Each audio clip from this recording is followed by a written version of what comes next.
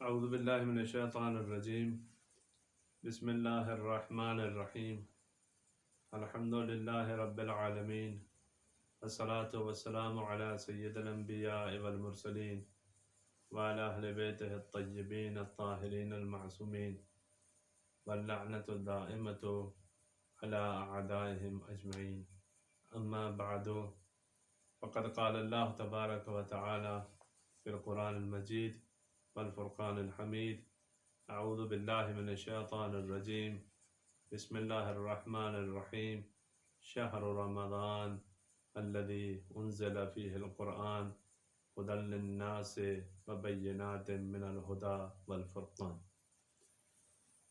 وقال رسول اللہ صلی اللہ علیہ وآلہ وسلم ایہا الناس انہ قد اقبل الیکم شہر اللہ بالبرکت والرحمت والمغفرہ۔ دعا ہے کہ خالق کائنات بحق محمد و آل محمد ہمیں ماہ رمضان کی خیرات، برکات اور فیوضات سے صحیح معنی میں استفادہ کرنے کی توفیق عنایت فرمائے۔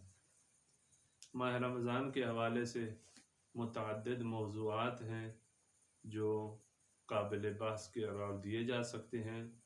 از جملہ جو آپ دوستان اور سامعین کی خدمت میں عرض کریں گے، ان موضوعات میں سے جو چند دن ماہ مبارک کے یہ موضوع چلے گا وہ ہے خطبہ شعبانیہ۔ خطبہ شعبانیہ بہت سارے معارف پر مشتمل ہے۔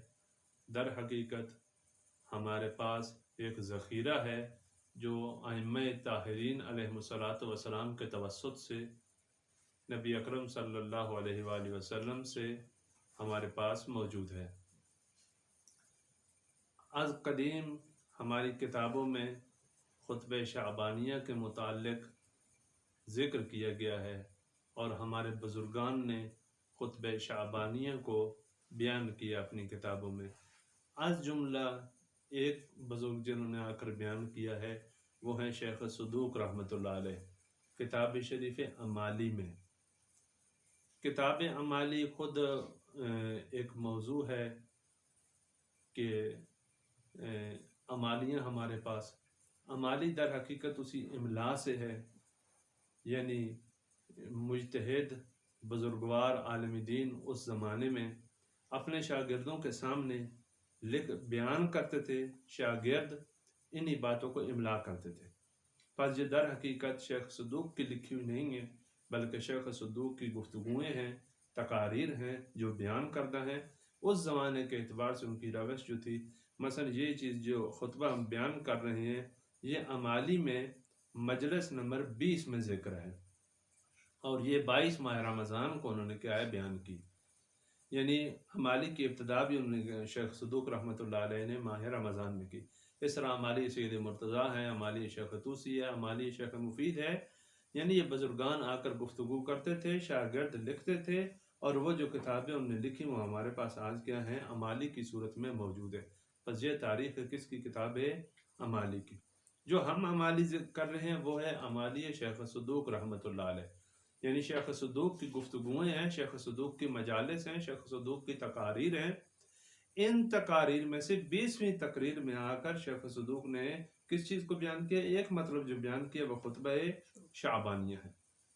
سند خطبہ شعبانیہ کی ہم یہاں پہ بحث نہیں کرتے، اگرچہ کہ علمی اعتبار سے ہماری روٹین یہی ہوتی ہے کہ ہم پہلے آتے ہیں سند کی بحث کرتے ہیں اور سند کے بعد پھر آتے ہیں متن کی بحث کرتے ہیں، لیکن ہم اس کی سند میں نہیں جاتے، سند کو صحیح مسلم لیتے ہیں اور ہم بات آگے بڑھتے ہیں۔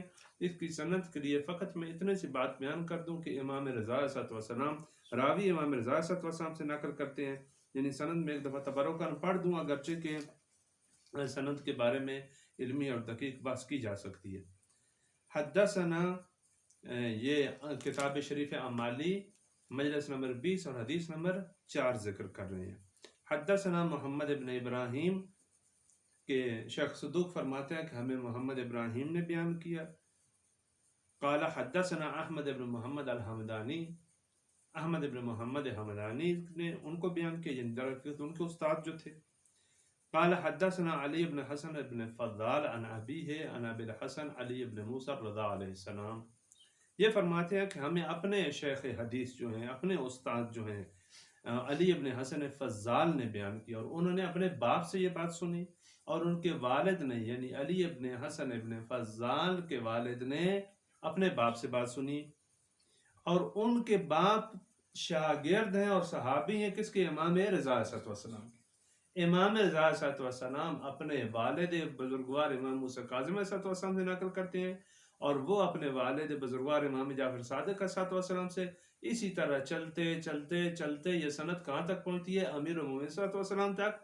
امیر المومنین صلی اللہ علیہ وسلم اس خطبے کو نقل کرتے ہیں، کہتے ہیں رسول اللہ صلی اللہ علیہ وآلہ وسلم نے ماہ رمضان آ رہا تھا، آخری جمعہ تھا ماہ شعبان کا، کہ نبی اکرم صلی اللہ علیہ وآلہ وسلم نے خطبہ دیا ہمیں. وہ خطبہ معروف ہے ہمارے زمانے میں خطبہ شعبانیہ کے نام سے. بس اس طریقے سے اس کی سیر سندی ہے جو میں نے مختصراً پڑھ دی. یہاں پہ چند جو غیر معصومین بیچ میں راوی ہیں ان کے متعلق میں آبھاسیں کی جا سکتی ہیں، لیکن ہم اس بات کو صرف نظر کرتے ہیں اور اصلی خطبے کے متن کی طرف آتے ہیں. اگرچہ کہ ہمیں کل سے شروع کرنا تھا، یا کل تھی ماہ رمضان کی، لیکن ہم تھوڑا لیٹ ہو گئے ہیں. شیخ صدوق نے آ کر یہ 367 ہجری میں یہ بیان کیا ہے، اور ہم آج اس کو 1442 ہجری میں ہم میں سے آپ کی خدمت میں عرض کر رہے ہیں، جبکہ یہ ذخیرہ رسول اللہ صلی اللہ علیہ وسلم کا دیا ہوا ہے. اس خطبے میں جو ہے وہ چند محوری نکات ہیں، یعنی پورے کا پورا خطبہ جو ہے خطبہ شعبانیہ اس محور کے ارد گرد گھومتا رہے گا. یہ مطالب اس خطبہ شعبانیہ میں بیان ہوں گے. البتہ ہر ایک مطلب کی آگے تفصیل ہے، لیکن ہم اس کو خلاصہ تک بیان کرتے ہیں. سب سے پہلے کہ ایک عنوان اس خطبہ شعبانیہ میں جو کچھ عرصہ مورد بحث رہے گا وہ ہے خود سازی، جس میں خود فضیلت ماہ مبارک رمضان اور اعمال ماہ مبارک رمضان ہے. یہ مطلب بیان ہوگا. پھر اس کے بعد ایمان ہے، اخلاص ہے، اور معاشرتی امور ہے. اس اعتبار سے طلاب کے لیے، عوام کے لیے اس میں بہت بڑی ہدایت ہے، رہنمائی ہے ان چیزوں میں. اور در حقیقت یہ ماہ مبارک رمضان کی برکت سے جو ہے فیض رسول اللہ صلی اللہ علیہ وآلہ وسلم جو ائمہ کے ذریعے سے ہم تک اور علماء کرام کے ذریعے سے، بزرگان کے ذریعے سے ہم تک پہنچا ہے، وہ عوام تک پہنچ جائے گا. اور یہ بہت اچھا ہے کہ طلاب جو ہیں جب ماہ رمضان کے لیے جاتے ہیں تو ان چیزوں کو عنوان قرار دیں، اور ہمیں بھی اساتید نے یہ باتیں اپنے دروس میں بتائیں، اور آج ہماری ذمہ داری ہے کہ آپ دوستوں کو بتائیں. اور زمانے میں یہ بھی چیز آ گئی ہے، میڈیا بھی، اور پھر یہ انشاءاللہ اپلوڈ بھی ہو جائیں گے اور دوسرے بھی اسے استفادہ کریں گے. آتے ہیں ہم خطبہ مبارکہ شعبانیہ کی طرف بغیر کسی معطلی کے اور بغیر کسی رکاوٹ کے. بس چند یہ موضوعات ہیں جو یہاں پر بیان کیے گئے ہیں. اس میں خطبے میں سب سے پہلا موضوع جو بیان کیا گیا ہے وہ خود سازی ہے. اس میں آ کر نبی اکرم صلی اللہ علیہ وآلہ وسلم نے، حضرت علیہ السلام فرماتے ہیں کہ پیچھے خطبے کی سند آ رہی ہے، امام علی ابن موسیٰ رضا علیہ السلام عن ابیہ موسیٰ بن جعفر عن ابیہ سید الشہداء حسین ابن علی عن ابیہ، یعنی بیان کرتے جا رہے ہیں کہ ائمہ نے اپنے والدین سے نقل کیا.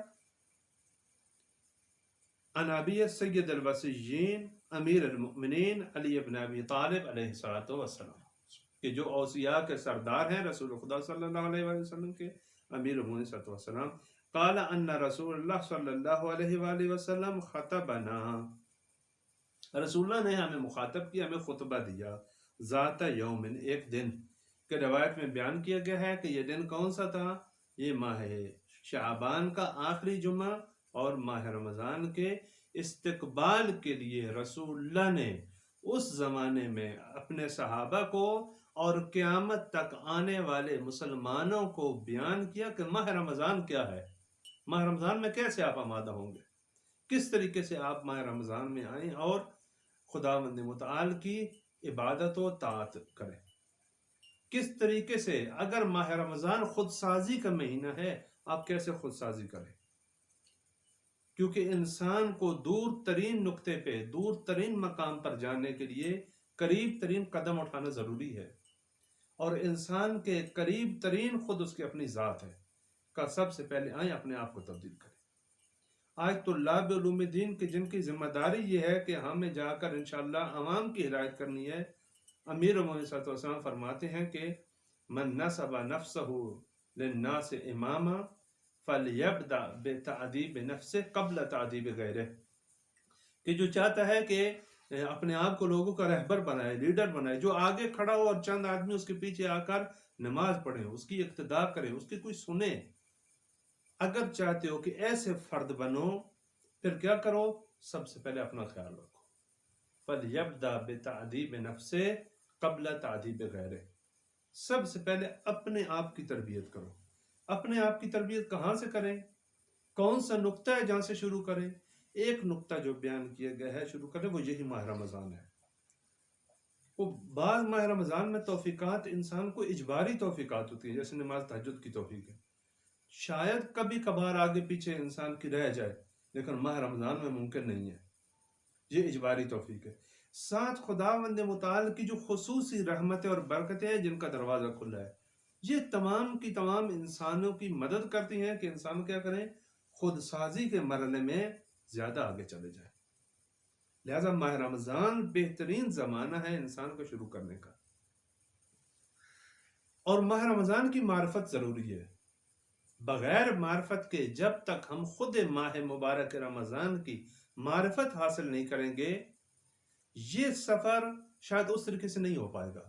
لہذا رسول اللہ صلی اللہ علیہ وآلہ وسلم نے سب سے پہلے، یعنی امت رسول اللہ کو جب رسول خدا صلی اللہ علیہ وآلہ وسلم نے تربیت کرنے کا کہا، فرمایا، حکم دیا، اس ماہ مبارک میں سب سے پہلے جس بات سے شروع کیا وہ ہے فضائل ماہ مبارک رمضان، خصوصیات ماہ مبارک رمضان، کہ ماہ مبارک رمضان کی کون کون سے فضائل ہیں، کون کون سے خصوصیات ہیں۔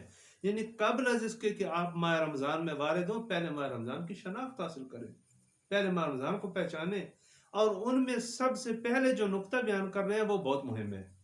وہ سب سے پہلے نقطہ جو فرما رہے ہیں، فقال یا ایھا الناس، نہیں فرمایا یا ایھا الذین آمنوا، جبکہ سامنے کون افراد بیٹھے تھے؟ جو ایمان لائے تھے رسول اللہ صلی اللہ علیہ وآلہ وسلم پر، مومنین تھے سامنے۔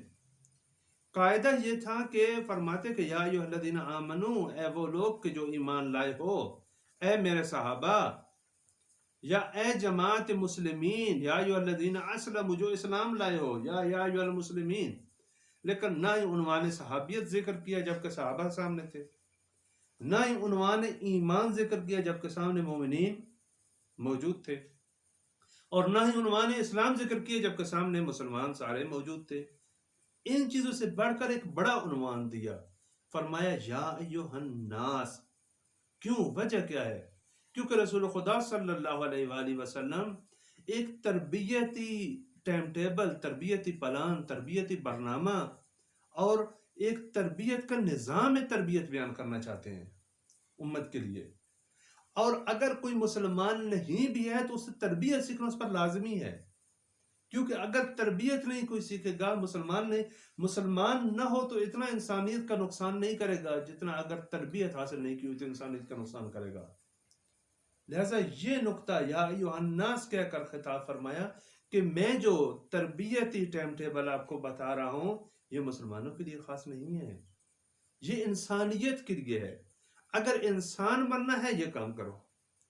کب سے شروع کرو؟ یہی جو مہینہ آ رہا ہے، کیونکہ اس مہینے کی برکات تمام انسانوں پر ہیں، مسلمانوں پر ہیں، غیر مسلمانوں پر ہیں، روزہ دار پر ہیں، حتیٰ جو شخص روزہ نہیں رکھتا اس شخص کے لیے بھی اس ماہ کی کیا ہیں؟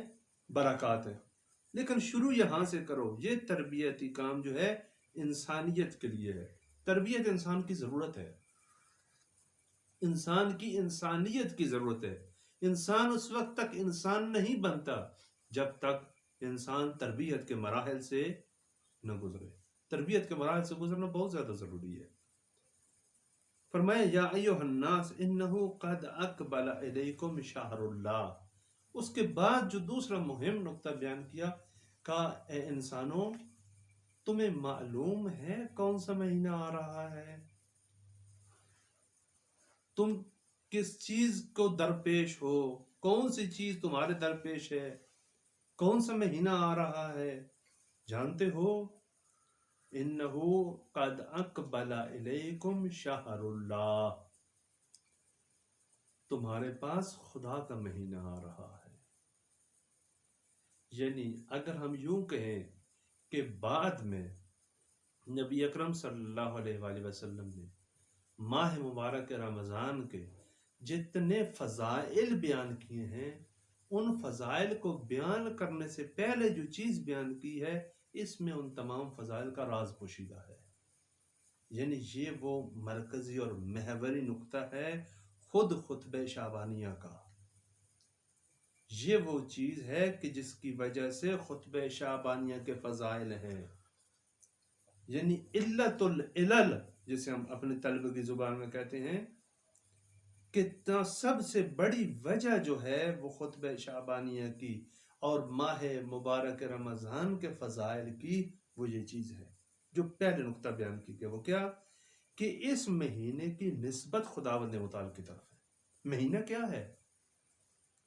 مہینہ زمان کا ایک حصہ ہے، ایک پیریڈ ہے زمان کا، 30 دن کا ایک پیریڈ جسے کیا کہتے ہیں؟ زمانے کا 30 دن کا حصہ اسے کیا کہتے ہیں؟ ایک مہینہ۔ ہر مہینہ چند ہفتوں پر 4 ہفتوں پر مشتمل ہے، 29 یا 30 دن ہے اس کے، ہر دن کی جو ایک خاص مقدار ہے اس اعتبار سے۔ ایک چاند کے غروب سے ایک چاند کے طلوع اس کے درمیان یہ جو 28 29 30 دن ہیں، ایک چاند سے طلوع اور دوسرے طلوع کے درمیان جو ہے یہ کیا ہے؟ ایک مہینہ ہے۔ یہ زمانہ خصوصیت رکھتا ہے۔ کیا خصوصیت رکھتا ہے؟ کا خصوصیت یہ ہے کہ خداوند متعال نے اس زمانے کو اپنے لیے چنا ہے۔ زمانے تو سب خدا کے ہیں، گھر سب خدا کے ہیں، انسان سب خدا کے بندے ہیں، لیکن رسول اللہ کا اعزاز کیا ہے؟ سبحان الذی اسری بعبدہ، یہ نسبت دینا، یہ خصوصیت دے دینا، در حقیقت یہ کیا ہے؟ یہ لطف ہے۔ کیوں ماہ رمضان پہ اتنا لطف ہوا؟ کیونکہ ماہ رمضان کو وہ خصوصیت مل گئی جو دوسرے مہینوں کو نہیں مل پائی۔ لہٰذا جو عرض کیا کہ علت العلل یہ ہے، اس کی وجہ یہ ہے کہ اس کی نسبت خداوند متعال کی طرف ہے۔ زمانوں میں سے جس زمانے کی نسبت خداوند متعال کے ساتھ ہو جائے، وہ زمانہ دوسرے زمانوں سے کیا ہے؟ افضل ہو جاتا ہے۔ مکانوں میں سے جس مکان کی نسبت خداوند متعال کے ساتھ ہو جائے، بیت اللہ بن جائے، وہ مکان کیا ہے؟ بافضیلت ہو جاتا ہے۔ اور اسی طریقے سے ہر چیز، وہ زمانہ ہو، وہ مکان ہو، وہ انسان ہو، کوئی جس انسان کی نسبت خداوند متعال کی طرف ہو جائے، اس نسبت کی وجہ سے کیا ہے؟ انسان قدر پا جاتا ہے۔ شہید کی کیوں عظمت ہے؟ اس وجہ سے کہ ان کو رزق جو دیتے ہیں خداوند متعال کا، یرزقون عند اللہ، یا زندہ ہیں کہاں پر؟ کیا تم سمجھتے ہو کہ مردہ ہیں؟ زندہ شہید زندہ ہے کہاں پہ زندہ؟ کون سی آیت ہے وہ؟ شہداء کے متعلق، وَلَا تَحْسَبَنَّ الَّذِينَ قُتِلُوا فِي سَبِيلِ اللَّهِ أَمْوَاتٌ بَلْ أَحْيَاءٌ عِندَ اللَّهِ، یعنی یہ حیات کہاں پر ہے؟ عند اللہ ہے، خدا کے نزدیک ہے۔ کیوں شہید، کیوں شہادت کی موت دوسری اموات سے افضل ہو گئی؟ اس وجہ سے کہ شہادت وہ زندگی ہے جسے خداوند متعال نے اپنی طرف منسوخ کر دیا ہے، ورنہ تو سب انسان برزخ میں زندہ ہیں۔